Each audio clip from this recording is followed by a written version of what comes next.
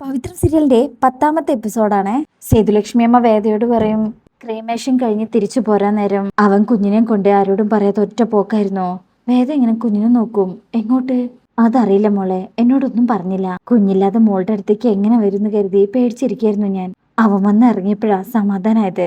വേദയ്ക്കും എങ്ങോട്ടാ പോയതെന്ന് ചോദിച്ചില്ലേ? ഇല്ല മോളെ, ആദ്യം കുഞ്ഞിനെ നിന്റെ അടുത്ത് തിരിച്ചെത്തിക്കാനാ ഞാൻ നോക്കിയത്. പോകെ പോകെ ഇത് പ്രശ്നമാവോ മോളെ? അവസാനം ഇത് നിന്റെ കുഞ്ഞാണെന്ന് ആരോടും പറയാൻ പറ്റാത്തൊരു ദുരവസ്ഥയിലാവോ എല്ലാരും കൊണ്ടെത്തിക്കാൻ പോകുന്നത്? ഇപ്പൊ തന്നെ അവന് കുഞ്ഞിനോട് വല്ലാത്തൊരു പൊസസീവ്നെസ് ഉണ്ട്. കുഞ്ഞിനെ താഴെ വെക്കുന്നില്ല.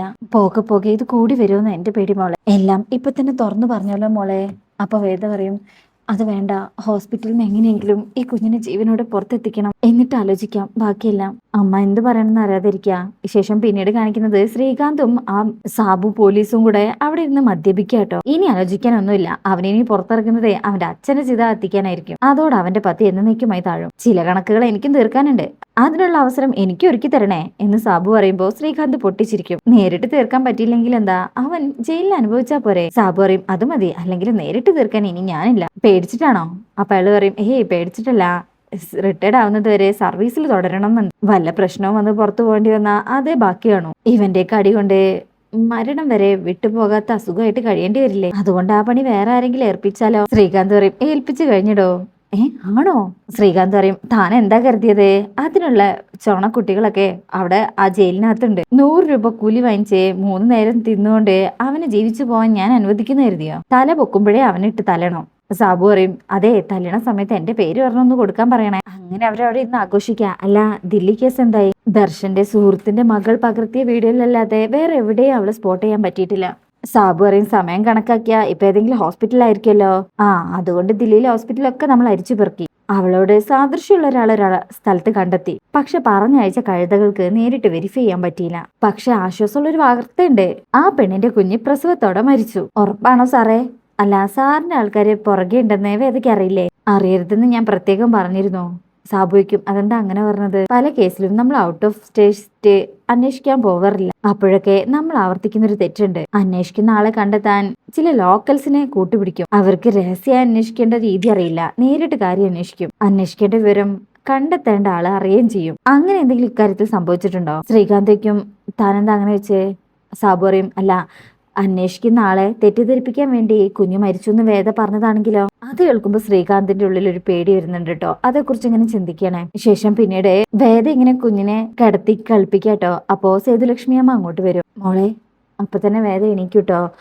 മോള് പറഞ്ഞതിനെ കുറിച്ചെല്ലാം ഞാൻ ആലോചിച്ചു. നിന്റെ ഡിസ്ചാർജ് സമ്മറി വരുമ്പോ കുഞ്ഞിന്റെ അച്ഛന്റെയും അമ്മയുടെയും പേരിന്റെ സ്ഥാനത്ത് തരുണിന്റെയും രാധികയും ആയിരിക്കും. ആ രേഖ മാറ്റിയെടുക്കാന്ന് പറഞ്ഞാൽ അത്ര എളുപ്പമല്ല മോളെ. വേദ പറയും, അതെല്ലാം സാങ്കേതിക കാര്യങ്ങളല്ലേ, അതിനേക്കാളും പ്രധാനമല്ലേ ജീവൻ. രാധികയുടെ മരണത്തിന്റെ ഷോക്കിന്ന് അമ്മയുടെ മകനൊന്നും സ്വസ്ഥാവട്ടെ. സംഭവിച്ചതെല്ലാം ഞാൻ തന്നെ പറഞ്ഞോളാം. നാളെ ഡിസ്ചാർജ് കഴിയുമ്പോ നീ എന്ത് ചെയ്യും മോളെ? നാളെ ഹോസ്പിറ്റലിൽ നിന്ന് ഇറങ്ങുമ്പോ നീ കുഞ്ഞുമായിട്ട് വേറെ വഴിക്ക് പോയാ അത് പെട്ടെന്ന് അംഗീകരിക്കാൻ വരുണിന് കഴിയുന്നു തോന്നുന്നുണ്ടോ മോളെ? എന്തിനെ അവൻ ഈ കുഞ്ഞിനെ നിനക്ക് വിട്ടുതരും തോന്നുന്നുണ്ടോ?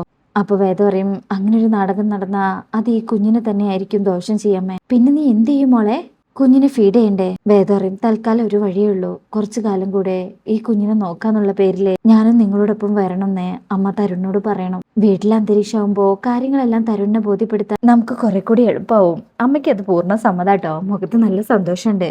അങ്ങനെ വേദ പറയണേ, എന്നെ ഒരു ജോലിക്കാരിയായിട്ട് കണ്ടാൽ മതി. അത് കേൾക്കുമ്പോ അമ്മ സങ്കടത്തിൽ എണീറ്റ് വേദയുടെ മുഖത്ത് കൈവച്ചുകൊണ്ട് പറയും, ഞാൻ എങ്ങനെ നിന്നോട് ചോദിക്കുന്ന കരുതി ഏറെ വിഷമിച്ചൊരു കാര്യം മോളെ. നീ ഇപ്പൊ എന്നോട് ചോദിച്ചത്. ഒരു മകളുടെ സ്ഥാനത്തെ ഞാൻ നിന്നെ കണ്ടിട്ടുള്ളൂ. ജോലിക്കാരിയായിട്ടല്ല, ഒരു മകളായിട്ട് തന്നെ വന്നാ മതി എന്ന് പറഞ്ഞേ വേദയുടെ നെറ്റിലൊരു ഉമ്മ കൊടുക്കും. വേദ കരയുന്നുണ്ട്, ചിരിക്കുന്നുണ്ട്.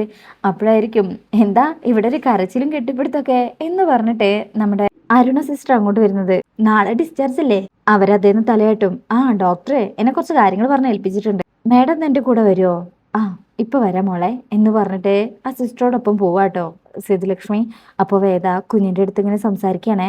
തൽക്കാലം കുറച്ച് ദിവസത്തേക്ക് അമ്മയും മോളും കൂടി ഒരു വീട്ടിലേക്ക് പോവാട്ടോ. ഇന്ന് മോളെ കൂട്ടി എങ്ങോട്ടോ പോയ ഒരാളില്ലേ, അയാളുടെ അടുത്തേക്ക്, അയാളുടെ വീട്ടിലേക്ക്. നമുക്ക് എല്ലാ കാര്യവും പറയണം. മോൾക്ക് മോളുടെ അച്ഛനെ കണ്ടെത്തി തരാൻ എന്ത് സഹായമാണ് ചെയ്തു തരാൻ പറ്റുകയെന്ന് ചോദിക്കണം. എന്നിട്ട് അമ്മയ്ക്കും മോൾക്കും കൂടെ അച്ഛനെ കാണാൻ പോണം. അച്ഛന്റെ കയ്യിലേക്ക് മോളെ വെച്ച് കൊടുത്തിട്ട് അമ്മയ്ക്ക് പറയണം, എന്റെ വിക്രമാദിത്യ, ഇതാ വേതാളം ഇത്രയും കാലം കാത്തു വെച്ച എന്റെ വിക്രക്കുട്ടിന്ന്. എന്ന് പറഞ്ഞ് വേദ ആ കുഞ്ഞിനെ ഇങ്ങനെ ചേർത്ത് പിടിച്ച് കയ്യിലൊക്കെ കൊടുക്കാട്ടോ. ശേഷം പിന്നീട് കാണിക്കുന്നത് അവിടെ ജയിലിലാട്ടോ. എല്ലാവരും ഫുഡ് കഴിക്കാനായിട്ട് ക്യൂ നിൽക്കണേ. വിക്രമിനും കൊടുക്കും. ഈ സമയം വിക്രം ഫുഡ് കഴിക്കാനായിട്ട് ഇരിക്കുന്ന സമയത്ത് കാക്ക കരയുന്ന ശബ്ദം കേൾക്കാം. അപ്പോൾ വിക്രം കുറച്ച് ചോറ് ഉരുട്ടിയിട്ട് എന്തോ മനസ്സിൽ വിചാരിക്കട്ടോ അമ്മയ്ക്ക് വേണ്ടിയിട്ട്. എന്നിട്ട് ആ ചോറ് കുറച്ച് അപ്പുറത്തേക്ക് മാറ്റി വെക്കും കേട്ടോ, അതായത് താഴെ വെക്കും. ഇത് കാണുന്ന കുറച്ച് ആൾക്കാർ, അതായത് ശ്രീകാന്തിൻ്റെ ആൾക്കാർ അതിനെ കളിയാക്കിക്കൊണ്ട് സംസാരിക്കാട്ടോ. എടാ ജയിൽ ചോറ് ഇപ്പൊ ബലിച്ചോറായല്ലേടാ. അത് ശരി, പിണ്ടച്ചോറ് ഇട്ടി വെച്ചിട്ട് ചിലരൊക്കെ ഇവിടെ ഉണ്ണത്തുള്ളൂ അല്ലേ. വിക്രമന് അങ്ങ് ദേഷ്യം വരുന്നുണ്ട്. വേറൊരുത്തൻ പറയും ജീവിച്ചിരുന്നപ്പോഴേ ഒരു ഉരുള ചോറ് കൊടുത്തിട്ടില്ല, മരിച്ചിട്ടെങ്കിലും കൊടുക്കട്ടെ.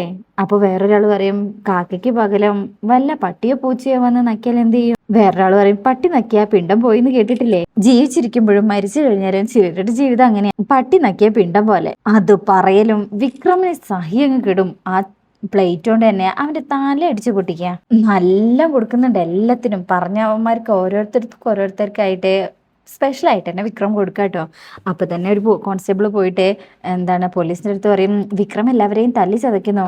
അപ്പൊ അയാൾ ചോദിക്കും അതുകൊണ്ട് അയാളെ തടയാൻ പോകുമ്പോ നമ്മുടെ പോലീസ് പറയും അതെ അന്ന് അവനെല്ലാരും കൂടെ പഞ്ഞിക്കിട്ടപ്പോ തനിക്ക് തടയാൻ തോന്നിയില്ലല്ലോ, ഇന്ന് അവൻ ഒറ്റയ്ക്ക് വിട്ടേക്ക്, അവൻ തീർക്കാനുള്ളത് തീർത്തോട്ടെ, എല്ലാം കഴിയുമ്പോ എല്ലാത്തിനെയും എടുത്ത് സെയിലിൽ ഇട്ടാ മതി എന്ന് പറഞ്ഞിട്ട് അങ്ങനെ അവിടുന്ന് പോകും. അങ്ങനെ വിക്രം ആ തല്ലിയവനോട് പറയും ദേ എല്ലാം നഷ്ടപ്പെട്ട് നിൽക്കാൻ ഞാൻ, ഇനി എന്റെ നേരെ വന്നാ ജീവനോടെ നീ ജയിൽ വിട്ടു പോവില്ല. അത് കേൾക്കുമ്പോ വിക്രമിനെ സപ്പോർട്ട് ചെയ്ത് എല്ലാവരും ആ പാത്രത്തിൽ ഇങ്ങനെ സൗണ്ട് ഉണ്ടാക്കുക. അപ്പണ്ടാവും വിക്രം ആ നേരത്തെ ഉരുട്ടി വെച്ച ചോറ് ഒരു കാക്ക വന്ന് കൊത്തി തിന്ന്. അത് നോക്കിക്കൊണ്ട് ആ വിക്രം സെല്ലിലേക്ക് പോകുന്നത്. അതിനുശേഷം പിന്നീട് കാണിക്കുന്നത് മാഷി കേട്ടോ. മാഷി ഇപ്പൊ റൂമിൽ വരുമ്പോ ആകെ ഒരു ശൂന്യത കേട്ടോ. അവിടെ കമലയിൽ അമ്മയെ വല്ലാതെ മിസ് ചെയ്യുന്നുണ്ട്. അവസാനമായിട്ട് അതായത് മരിക്കുന്നതിന്റെ തലേദിവസം രാത്രിയിലെ മരണത്തെക്കുറിച്ച് സംസാരിച്ച കാര്യങ്ങൾ ആലോചിക്കുക കേട്ടോ. മാഷിന് മറുപടി പറഞ്ഞില്ല. എന്താ കമല തനിക്ക് മറുപടി വേണ്ടത്? അപ്പൊ കമല പറയും എനിക്ക് എന്തെങ്കിലും സംഭവിച്ചു കഴിഞ്ഞാൽ മാഷ് ഇവിടെ ഒറ്റയ്ക്ക് നിൽക്കരുത്, മാഷെ വിശ്വത്തിനും ശ്രീജയുടെ ഒപ്പം പോയി നിൽക്കണം, ശ്രീജ സ്വന്തം അച്ഛനെ പോലെ നോക്കിക്കോളും, എനിക്ക് വാക്കുതാ. അപ്പൊ മാഷ് പറയും നീ എന്തൊക്കെയാ സംസാരിക്കുന്നത്? വിക്രമും വേദയും വന്നിട്ട് അവരുടെ കൂടെ ജീവിക്കേണ്ടേ തനിക്ക്? അത് അങ്ങനെ ഒരു ആഗ്രഹം ഇല്ലേ തനിക്ക്? അപ്പൊ കമലമ്മ പറയും ആഗ്രഹം ഉണ്ടായിട്ട് എന്താ കാര്യം, ഈ കൂട് കഴിഞ്ഞ് പോവാൻ സമയമായിരിക്കുന്നു, കുറച്ച് ദിവസമായിട്ട് മരണമാണ് മുന്നിൽ കാണുന്നത്. അപ്പോ മാഷ് അതൊക്കെ സ്വപ്നമാണ്, ഈ സ്വപ്നം കണ്ടവരൊക്കെ മരിച്ചു പോവോ, താൻ എന്താ ഈ പറയുന്നത് എന്ന് പറഞ്ഞ് കളിയാക്കുന്നൊക്കെ ഉണ്ട് കേട്ടോ. ശേഷം മാഷ് സത്യം ചെയ്ത് കൊടുക്കാതെ അവിടുന്ന് പോകൂട്ടോ. ഇപ്പൊ മാഷ് അതൊക്കെ ഇങ്ങനെ ആലോചിക്കുക. ഈ സമയം കഥകിൽ ഇങ്ങനെ ആരും മുട്ടും. അച്ഛന്ന് വിളിച്ചിട്ട് വിഷുവാട്ടോ, എന്താ? അച്ഛനോട് ഒരു കാര്യം സംസാരിക്കേണ്ടായിരുന്നു. മാഷ് കണ്ണീരൊക്കെ തുടച്ച് വരാന്ന് പറഞ്ഞ് അങ്ങോട്ട് ചെല്ലും. അവിടെ ശ്രീജയും നന്ദിനിയും വിനായകനും ഉണ്ട്. എന്താ? വിനായകൻ ചോദിക്കും അച്ഛാ ഇനി ഞങ്ങൾ എന്താ വേണ്ടത്? മാഷ് പറയും തിരിച്ചു പോയിക്കോളൂ, വേറെ ചടങ്ങൊന്നുമില്ല, ദഹിപ്പിക്കാൻ മാത്രം മതി, വേറെ ചടങ്ങൊന്നും വേണ്ടെന്ന് അവള് പറഞ്ഞേൽപ്പിച്ചിരുന്നു. നന്ദിനി പറയും ചടങ്ങ് നടത്തുന്നില്ലെങ്കിൽ വേണ്ട, വെറുതെ അതിനുള്ള ക്യാഷ് കളയണ്ടല്ലോ. അപ്പൊ വിനായകൻ ദേഷ്യത്തിൽ നോക്കും. നന്ദിനി പറയും ഞാൻ ഉദ്ദേശിച്ചതല്ല. മാഷ് പറയും മതി ഉദ്ദേശിച്ചത്, എല്ലാവർക്കും സമയമെങ്കിൽ പോവാം. അപ്പൊ വിശ്വം പറയും അച്ഛാ ഞങ്ങളോടൊപ്പം വരണം, അമ്മയുടെ ആഗ്രഹം പ്രകാരമാണല്ലോ ചടങ്ങ് നടത്താത്തത്, അതുപോലെ ഞങ്ങളുടെ അമ്മയുടെ ആഗ്രഹമായിരുന്നു. അപ്പൊ ശ്രീജ പറയും അമ്മ എന്നെ വിളിച്ച് സംസാരിച്ചിരുന്നു, അച്ഛനോട് സംസാരിച്ചിട്ടുണ്ടെന്ന് പറഞ്ഞു. അപ്പൊ മാഷൊന്നും മിണ്ടുന്നില്ല. നന്ദിനി പറയും അച്ഛൻ ഇവരോടെ കൂടെ പോണെന്നാ എന്റെ അഭിപ്രായം. എല്ലാരും നന്ദിനിയെ നോക്കുമ്പോൾ നന്ദിനി പറയും അല്ല അമ്മയുടെ ഇഷ്ടമാണല്ലോ പ്രധാനം, അതാ അങ്ങനെ പറഞ്ഞത്. ഞാനില്ല വിശ്വം, എനിക്ക് ഇവിടുന്ന് പെട്ടെന്ന് അങ്ങനെ വരാൻ പറ്റില്ല. അതെന്താച്ചാ എന്ന് വിനായകൻ ചോദിക്കുമ്പോ നന്ദിനി പറയും അമ്മയുടെ ഓർമ്മയുള്ള വീടാന്നൊന്നും പറയണ്ട, അത് ജപ്തി ചെയ്തു പോയില്ലേ. വിനായകൻ പറയും നീ ഒന്നും മിണ്ടാതിരിക്കേ, ഒറ്റയ്ക്ക് ഇങ്ങനെ ജീവിക്കാൻ പാടില്ല അച്ഛാ, അത്രയ്ക്ക് വാശി വേണോ അച്ഛാ എന്ന് വിശ്വം ചോദിക്കുമ്പോ മാഷ് പറയും വാശിയല്ല, നീയും ബിസിനസ്സും അതിൻ്റെ ഇടയില് ശരിയാവില്ല വിശ്വം. അവളങ്ങനെ പറഞ്ഞു എന്നുള്ളത് ശരിയാ, പക്ഷെ അത് വേണ്ട. എന്നാ പിന്നെ ഞങ്ങൾ ഇവിടെ നിൽക്കാം. അപ്പോഴോ? അത് കേൾക്കുമ്പോൾ നന്ദിനിക്ക് ആകെ ഒരു വെപ്രാളാട്ടോ. മാഷ് ചോദിക്കും അപ്പൊ നിങ്ങളുടെ ബിസിനസ്സോ?